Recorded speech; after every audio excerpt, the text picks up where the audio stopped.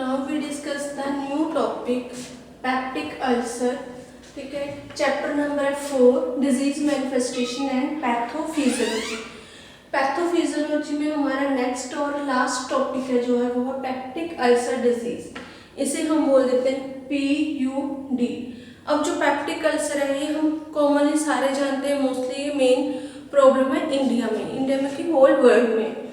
Peptic ulcer के acute और chronic disease है, ये थोड़े टाइम के लिए भी होती है अगर हम इनका जो प्रॉपर ट्रीटमेंट नहीं करें, ठीक है, प्रिकॉशंस प्रिवेंशंस नहीं लेते तो ये क्या क्रोनिक डिजीज भी बन जाती है।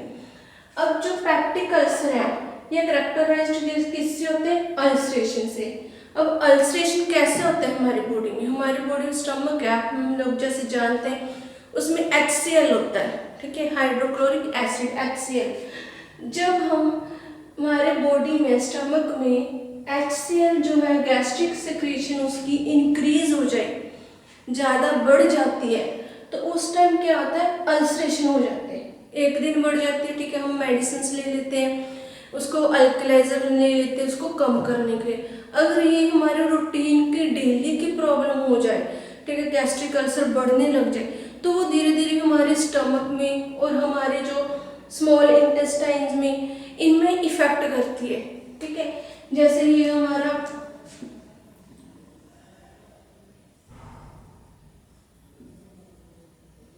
ये एंडोफेगस है, ये हो गया स्टमक, ये हमारी इंटेस्टाइन स्मॉल।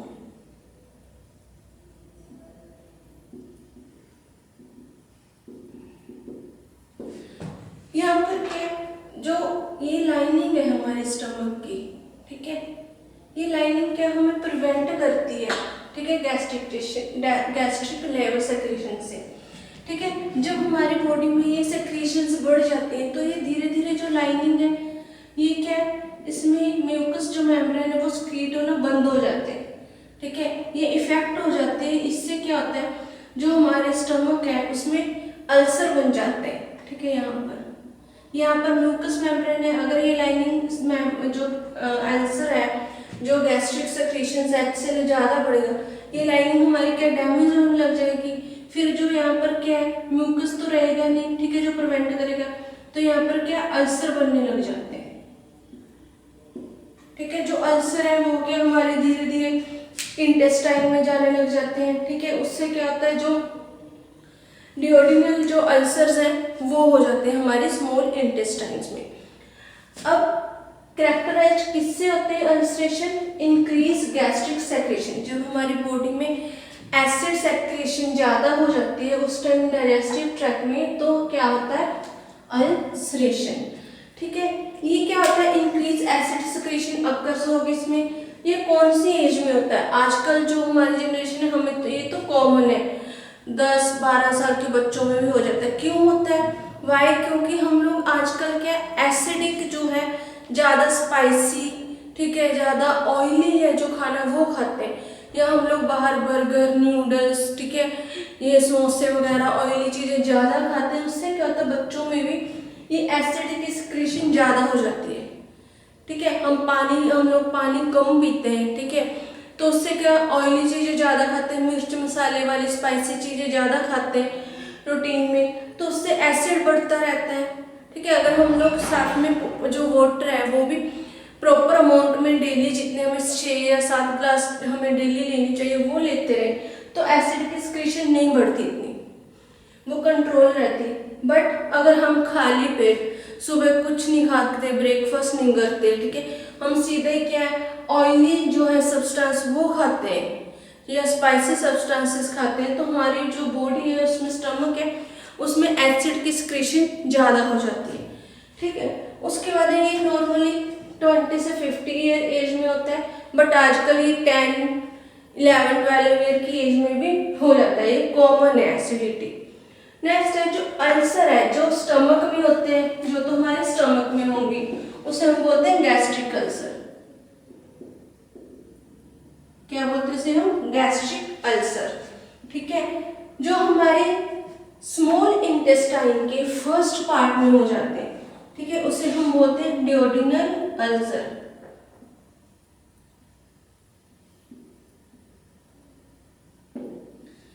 जो इंटेस्टाइन के फर्स्ट पार्ट में होंगे वो तो है डियोडिनल अल्सर, जो स्टमक में होते हैं वो है गैस्ट्रिक अल्सर। अब जो गैस्ट्रिक अल्सर है, ठीक है, ये क्या इससे जब भी हमारी बॉडी में होते हैं तो हमें क्या डॉक्टर बोलते हैं आपको स्पाइसी चीज़ें नहीं खानी, बाहर का खाना नहीं खाना, ठीक है, जो मिर्च है वो भी कम खानी है, लाइट मसाले यूज़ करने अपने कम, ठीक है, वो हमें बहुत सारी जो प्रिकॉशंस बताते हैं डॉक्टर्स। अब जो गैस्ट्रिक अल्सर होते हैं कॉमन है, जब भी एसिडिटी सिक्रेशन बढ़ जाती है हमें क्या होता है, हेडेक होता है, वॉमिटिंग, डिजीनेस, नोजिया, ये सारे सिम्टम्स हो जाते हैं। जब हम इनका प्रॉपर ट्रीटमेंट नहीं करते तो ये इतने ज़्यादा अल्सर बढ़ जाते हैं हमारी बॉडी में, वो क्या है पैप्टिक अल्सर बन जाते हैं, जिनका ट्रीटमेंट काफ़ी लॉन्ग टाइम तक चलता है। ठीक है, अब इसके कॉमन कोज क्या है, क्या कारण है जिससे हमारी जो गैस्ट्रिक एक्सक्रीशंस होती हैं। एक हम लोग जो डेली लाइफ में मेडिसिन से यूज करते हैं, non steroidal anti inflammatory drug मतलब नसेड्स।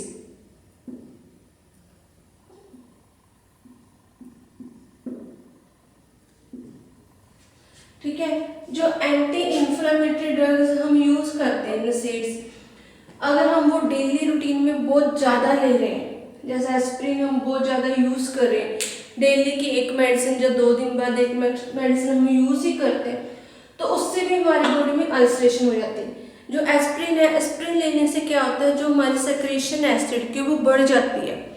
ठीक है, उससे क्या होता है अल्सर। सेकेंड रीजन है हमारा हेलिकोबैक्टर पायरोली। ये हेलिकोबैक्टर जो पायरोली है, ये एक तरह का अल्केलाइजर है। ये अल्केलाइजर वाले एनवायरनमेंट में रहना जो है वो पसंद करता है, उसे ये इन्वायरमेंट अल्केलाइजर का पसंद है। बट ये जब ये हमारी बॉडी में यूरिकनेज है, ठीक है, यूरेज है, उसके साथ मिलता है, ये बनाता है यूरेज। ठीक है, जब ये बनाता है तो वो क्या करते हैं, हमारी बॉडी में जो लाइनिंग है स्टमक की, intestine, gastric ulcer, gastric lining है, ठीक है, उसको इफेक्ट करते हैं, उससे क्या होता है अल्सर। नेक्स्ट है तंबाकू स्मोकिंग से भी होते हैं अल्सर, जहाँ जिन पर्सन्स को लीवर क्रियोसिस की डिजीज है, लीवर की प्रॉब्लम है बहुत ज़्यादा, उनको भी बॉडी में अल्सर्स डेवलप होते हैं, अल्सर अकर होते हैं। अब जो अल्सर्स हैं वो क्या है, कितने टाइप के होते हैं ये,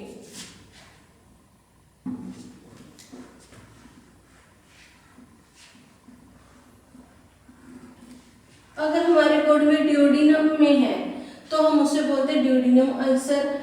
अगर स्टमक में है अल्सर तो उसे हम बोलेंगे गैस्ट्रिक अल्सर।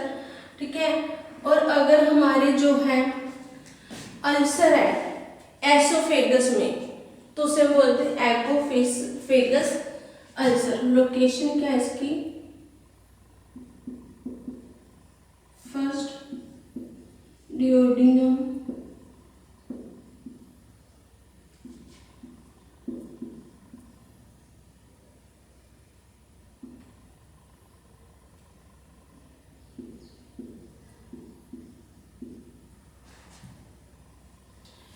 अगर ड्यूोडेनम में है तो हम उसे बोलते हैं ड्यूोडेनल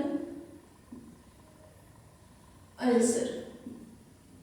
स्टमक वाले को हम बोलते हैं गैस्ट्रिक अल्सर, और एसोफेगस वाले को हम बोलते हैं एसोफेगस अल्सर। ठीक है, अगर यहाँ पर होगा एसोफेगस में, ठीक है, तो उसे हम बोलेंगे एसोफेगस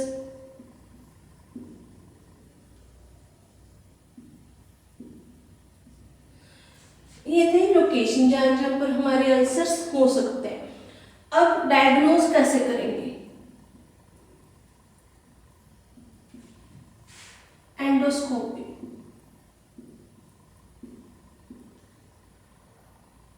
या फिर एक्सरे ऑफ बेरियम सल्फेट। ठीक है, एंडोस्कोपी से या फिर एक्सरे से हम आइडेंटिफाई करेंगे अल्सर्स को। साइन एंड सिम्टम्स क्या है इसके,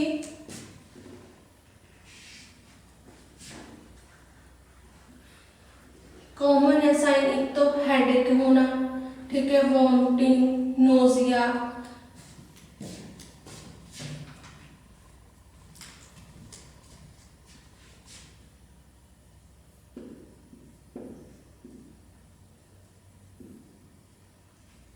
first headache, bloating,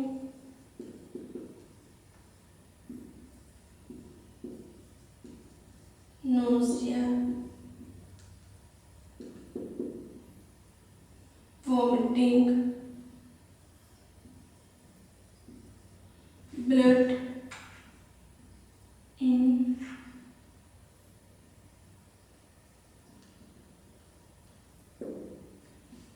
heartburn,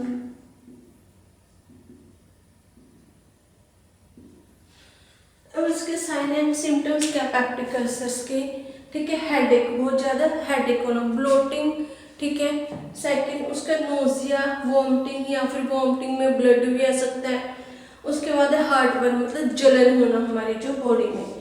next है हमारा जो पेप्टिक अल्सर है उसकी पैथोफिजियोलॉजी क्या है। हमारे पास दो मेन अल्सर हम करेंगे, डियोडिनल और गैस्ट्रिक अल्सर, इनकी हम पैथोफिजियोलॉजी करेंगे, ठीक है। फर्स्ट हम करेंगे डियोडिनल अल्सर।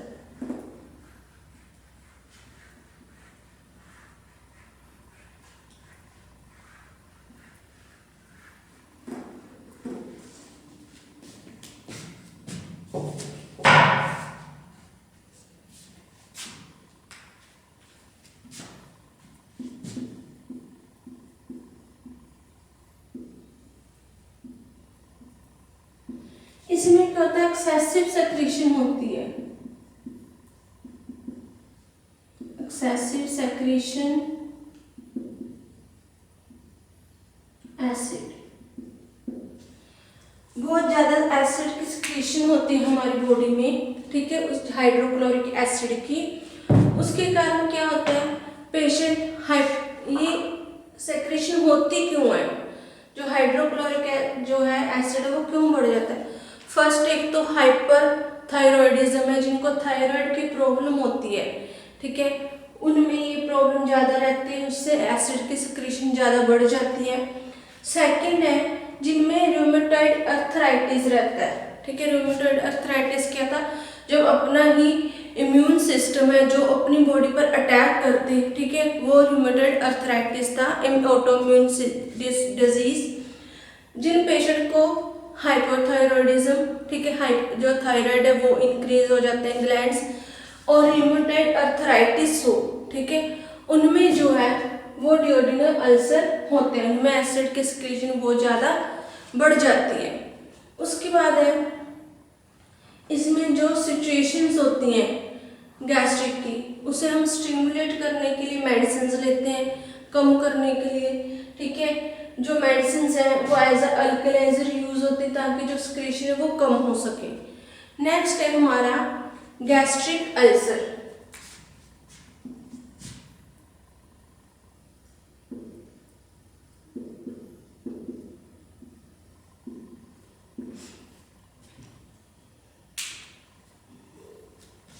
गैस्ट्रिक अल्सर क्या है, इसमें जो गैस्ट्रिक अल्सर है वो इंक्रीज हो जाता है स्टमक में सम पेशेंट्स में। ये क्यों होता है, हाइपरसेक्रेटस जो हाइड्रोक्लोरिक एसिड है जो वो बढ़ जाता है, बट क्यों बढ़ जाता है, बट सेक्रेट आइदर नॉर्मल और लेस, या तो वो नॉर्मल होगा या फिर लेस हो जाते हैं जो है हाइड्रोक्लोरिक एसिड, ठीक है, बट ये सिक्रीशंस होते क्यों हैं, ज़्यादा तो ज़्यादा फिर हम लोग क्वांटिटी में क्या है मेडिसिन लेते हैं नसेड्स, जो पर्सन ज़्यादा नसेड्स यूज़ करते हैं एस्पिरिन वगैरह मेडिसिन टैबलेट, उनमें ये प्रॉब्लम होती है गैस्ट्रिक अल्सर की, ठीक है, या फिर हम खाना खाने के बाद जब मूव नहीं करते तो जो है वो खाना डाइजेस्ट नहीं हो पाता हमारी बॉडी में, उससे भी गैस्ट्रिक अल्सर हो सकता है। नेक्स्ट है उसमें पॉइंट है कि गैस्ट्रिक जो अल्सर है वो बहुत कम होता है, ठीक है, कम होता है, जो गैस्ट्रिक अल्सर है वो क्या है, less common than duodenal ulcer, ये कम होता है। जो गैस्ट्रिक अल्सर कैसे होगा, जब हम खाली पेट कोई भी स्पाइसी खाना ले लेते हैं, या फिर सारा दिन खाली पेट रहते हैं, फास्ट है, या फिर आप टाइम नहीं मिल रहा खाना खाने का, उस टाइम का गैस्ट्रिक में सेक्रेशंस बढ़ जाती हैं HCl की, ठीक है। या फिर हम लोग जब भी कुछ ज़्यादा टी वगैरह कॉफ़ी वगैरह यूज़ करते हैं, ज़्यादा पीते हैं, ठीक है, उससे भी जो सेक्रेशंस है HCl की वो ज़्यादा इंक्रीज हो जाती है।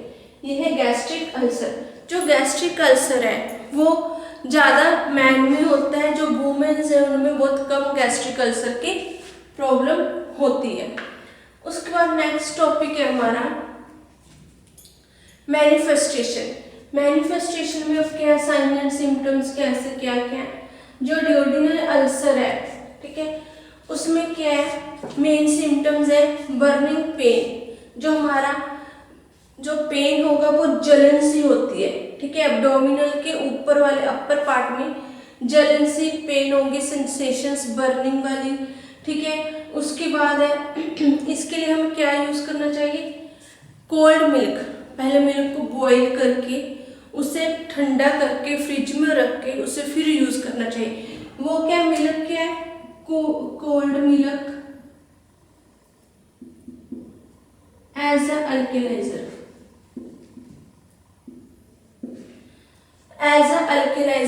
काम करता है ड्यूडेनल अल्सर में, ठीक है।